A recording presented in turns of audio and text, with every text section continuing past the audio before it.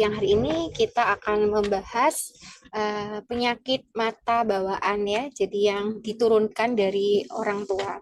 Pasti semua berpikiran seperti ini.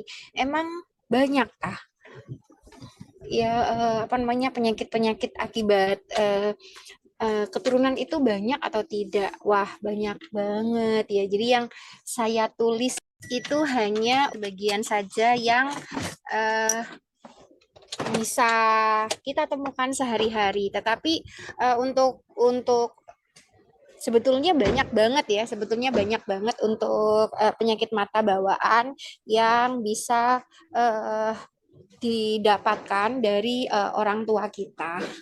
Ya, nah ini adalah uh, mata normal ya, mata normal tuh seperti ini. Nah sebelah kiri itu penampang kalau kita uh, lihat dari samping ya. Jadi dari samping itu kita bisa lihat ya, dari depan itu yang sebelah kanan, tapi kalau dari samping itu yang sebelah kiri. Ya, jadi banyak ya yang harus kita perhatikan, kita notice untuk setiap setiap bagian ya, bagian di mata kita, mulai dari depan itu ada kornea, kemudian ada konjungtiva, kemudian ada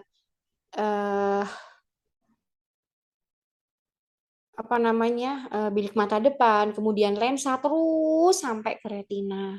Nah, semua ini itu bisa bisa terjadi kelainan ya, terjadi kelainan apa saja. Kelainan itu kita mulai saja, tidak berlama-lama ya. Nah, kita mulai saja yang pertama ya. Nih, buta warna. Sering kan ya Bapak Ibu sekalian kalau misalnya orang mau kuliah, biasanya ya, anak-anak kita mau kuliah tuh ditanyain harus atau ada syarat yang harus mereka mereka ini kan ya, mereka sertakan. Surat keterangan tidak buta warna, bener kan? Ya. Nah, itu kenapa? Coba lihat ya, itu gambarnya ya. Bisa di zoom, bisa di gede-gedein nggak bisa ya. Yang sebelah kiri atas itu yang normal. Orang normal tidak buta warna, dia akan melihat warna seperti itu ya, burung-burung warnanya seperti itu. Tetapi yang kanan ya, yang kanan, kemudian kiri bawah, kanan bawah ya, kecuali yang kiri atas, semua itu tidak normal. Dia bisa melihat warnanya merah semua, warnanya hijau semua ya. Kemudian yang atas itu agak kekuningan seperti itu ya. Itu yang dilihat oleh orang buta warna ya, orang buta warna. Nah, ini menurun Bapak Ibu. Jadi ini dapat ya, dapat keturunan ya. Yang utama itu justru dari ibunya. Jadi dia menurun dari ibunya. Yang kena anak laki-lakinya. Nah, seperti itu ya. Jadi nggak harus, misalnya gini, nggak harus ibunya buta warna sekarang nih, ibunya buta warna ya ibunya. Kemudian nanti anak kandungnya buta warna, belum tentu. Bisa jadi gen yang dibawa itu gen yang lemah ya. Jadi dia itu tidak tidak apa namanya tidak tidak langsung kena, belum kena. Nanti generasi berikutnya, cucunya, kemudian cicitnya baru dia kena ya. Satu anak satu satu level gitu ya, misalnya anaknya ada 4. Belum tentu semua buta warna, ada yang tidak buta warna. Bisa jadi seperti itu ya. Jadi ini kalau kita bisa bicara masalah kelainan mata bawaan ya, kelainan penyakit mata bawaan itu terkait dengan gen ya, terkait dengan kromosom ya, terkait dengan yang dibawa, sifat yang dibawa oleh orang tua kita ya. Pertanyaannya gini dok, bisa nggak buta warna ini diobatin? Iya kan? Misalnya gini, aduh kepingin banget anaknya masuk FK misalnya, masuk kedokteran, atau masuk teknik, masuk farmasi seperti itu. Dan itu disyaratkan tidak buta warna, tapi anaknya ternyata buta warna. Gimana dong? Bisa nggak kita ke klinik Tongfang gitu misalnya ya, kita berobat gitu, atau ada injeksi deh supaya tidak buta warna. Tidak bisa. untuk kelainan kongenital buta warna tidak bisa kita obatin, ya.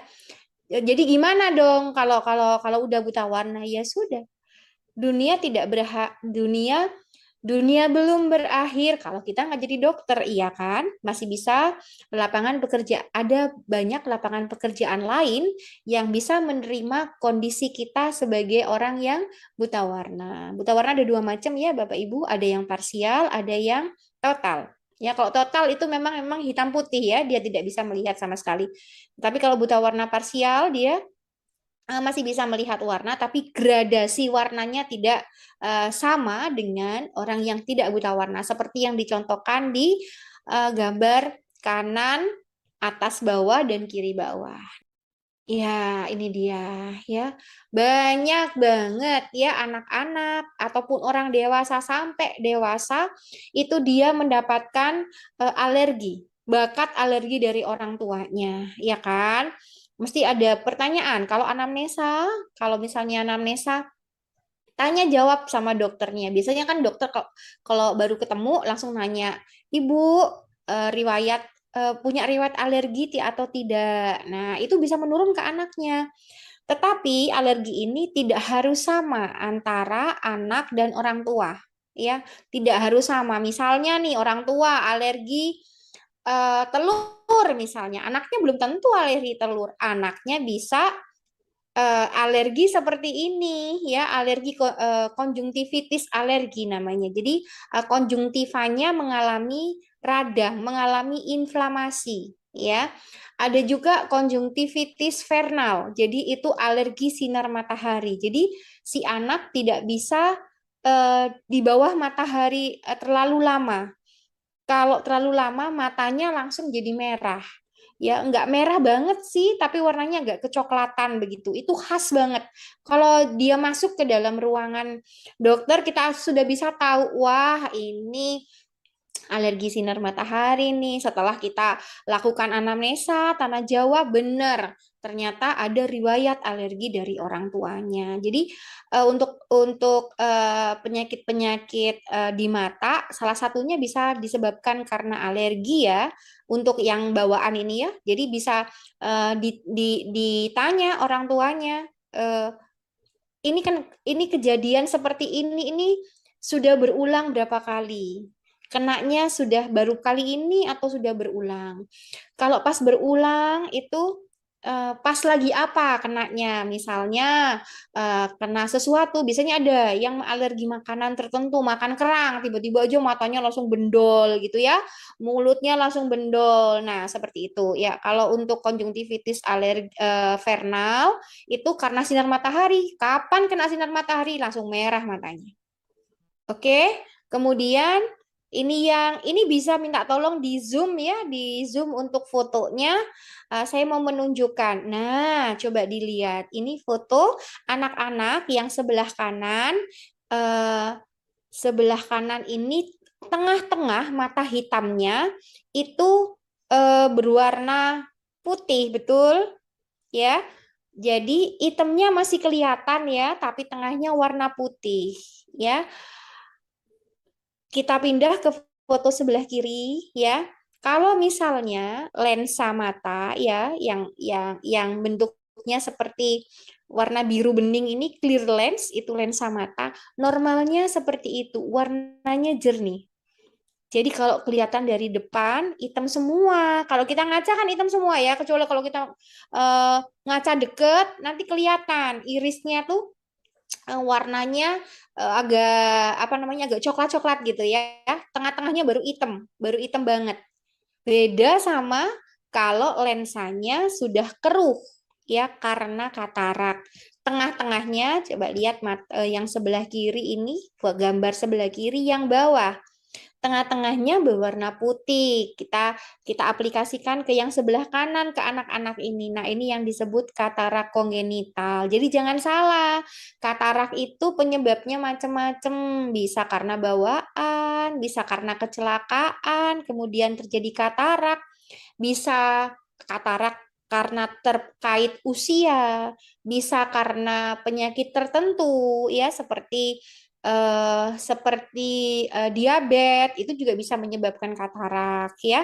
Jadi kita harus lihat biasanya untuk katarak kongenital ini pada usia awal kehidupan itu sudah mulai langsung bisa kelihatan ya. Kemudian habis itu selanjutnya ini untuk katarak ya, selanjutnya nah ini dia. Wah, ini pasti ini ya bingung ya. Ini kenapa matanya anak ini kok gede sekali ya?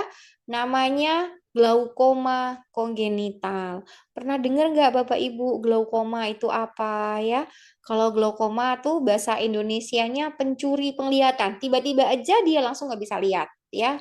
Itu glaukoma ya. Tapi ini di awal kehidupan dia lahir bentuknya sudah seperti ini ya kan nggak bisa kalau bentuk itu kan sudah dari sononya nah kan ya sudah dari sononya udah apa namanya sudah gede seperti ini ya otomatis kalau besar seperti ini kita bilangnya buftalmos. Buftalmos itu nama lainnya seperti mata sapi ya seperti mata sapi jadi kelihatan gede gitu ya bukan mata sapi makanan loh dokter Erdina ya mata sapi ya otomatis kalau matanya ini lebih gede cahaya yang masuk akan lebih banyak. Jadi keluhannya, sign and symptomnya, keluhan dan gejalanya itu dia akan lebih sering keluar air mata, ya.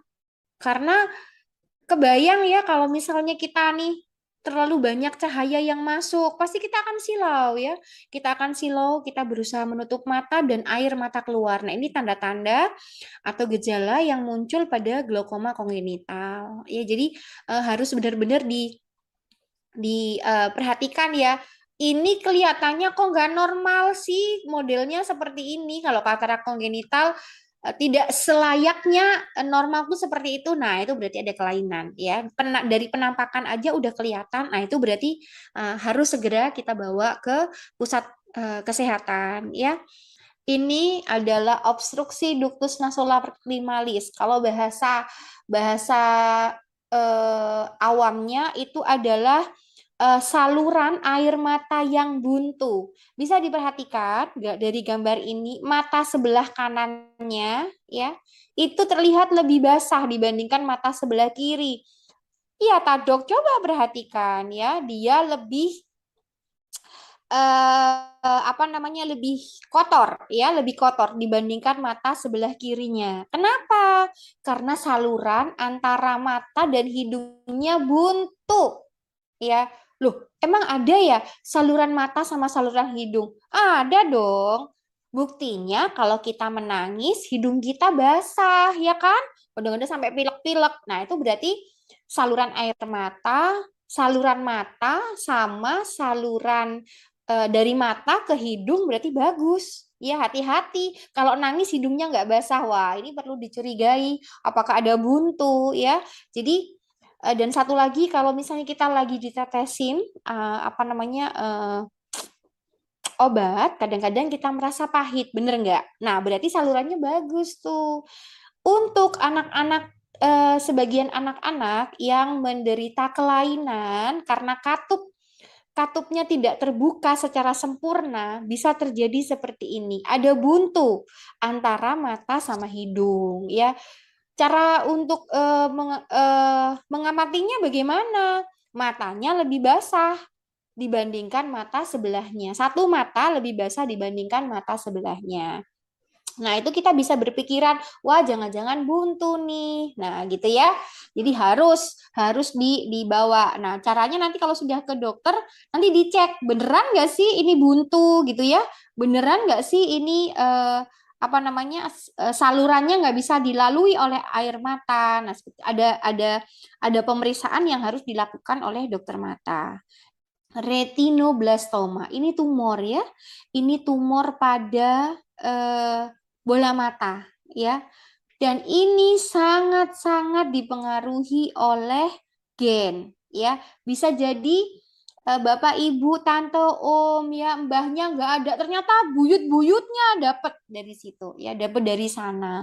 Ya, bisa jadi seperti itu. Untuk tahap pertama pertama ya itu nggak kelihatan. Jadi tumornya itu benar-benar ada di belakang, ada di saraf mata. Bisa di gedein nggak yang sebelah kiri, slide sebelah kiri yang gambar bola mata saja itu bisa digedein nggak supaya kita bisa tahu tumornya itu letaknya di mana. Ini tumor mata ya. Yang sebelah kiri saja itu letaknya di belakangnya kelihatan, kalau tidak bisa nggak apa-apa. Yang sebelah kiri ya, sebelah kiri, gambar sebelah kiri, foto sebelah kiri, tapi bola mata yang sebelah kanan ya, retinoblastoma. Yes ya, tumornya letaknya di situ pertamanya. Jadi munculnya dari saraf mata dulu ya. Jadi ini salah satu apa namanya, diferensial diagnosis banding ya. Awal itu kita bisa menduga, oh ini katarak kongenital, oh ini retinoblastoma karena mirip ya. Setelah kita periksa lengkap, ternyata dia tumor. Lensanya nggak apa-apa, lensanya tetap jernih, tetapi saraf matanya, retinanya sudah mengandung tumor. Jadi ada tumor di situ, kelihatan ya, dia nempel di situ. Kalau misalnya kita biarin sekarang logikanya deh, ya, kalau misalnya untuk tumor kayak gini, ya, itu kita sarankan memang bola matanya diambil. Bisa nggak yang sebelah kanan ini dibesarkan? Nah, coba lihat foto anak sebelah kiri. Ya, ini retinoblastoma. Mata sebelah kanannya retinoblastoma. Kelihatan ya warna untuk pupilnya tadi yang seperti leukokeria, dia seperti mengkilat ya, seperti mengkilat, seperti mata kucing seperti itu ya.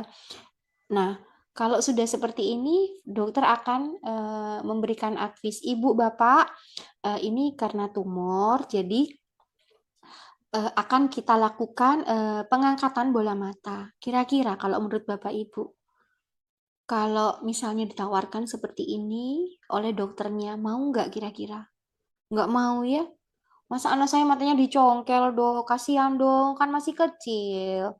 Jangan dong. Akhirnya apa? Ibu bapak pergi deh ke klinik Tongfang, pengobatan alternatif, pergi ke siapa? Ning Siti Nampi. Datang-datang berapa bulan kemudian sudah seperti foto sebelah kanan ini. Akhirnya keluar gede seperti ini. Ya sudah keluar, dia sudah eksofilik, udah keluar. Yang tadi masih di dalam endofilik, ini udah keluar. Nah kalau udah seperti ini, wabillahi taufik wal hidayah, wassalamualaikum warahmatullahi wabarakatuh, udah nggak bisa lagi dia apakan. Karena untuk retinoblastoma itu ada tumor ganas. Dia mengancam nyawa. Mau dioperasi, kasihan anaknya. Dia sudah kesakitan, iya, tetapi nyawanya juga tetap aja. Ya, memang betul. Ajal itu di tangan Allah. Tetapi kalau kita bisa lebih awal mengatasi, itu akan lebih bagus ya. Long life-nya itu untuk hidup, harapan hidupnya lebih besar meskipun dia tidak bisa melihat. Ya, daripada dia yang sudah seperti ini dan akhirnya juga akan meninggal dunia. Jadi kalau sudah seperti ini, kita hanya memberikan obat-obatan untuk penghilang rasa nyeri saja.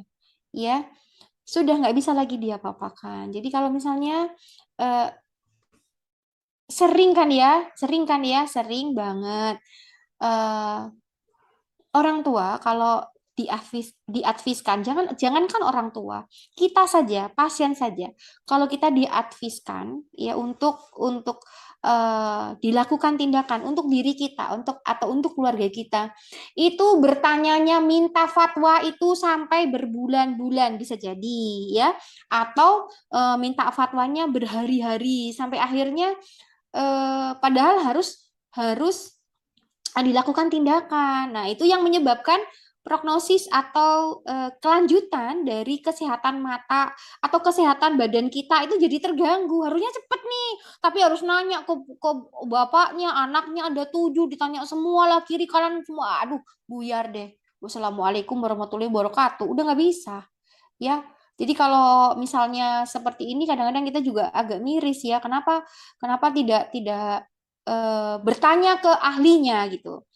Kalau misalnya ada dokter keluarga, bertanyalah kepada dokter keluarga. Tidak usah bertanya ke yang bukan ahlinya, ya, karena nanti akan memperlambat prognosis dari penyakit tersebut. Oke, ini retinitis pigmentosa.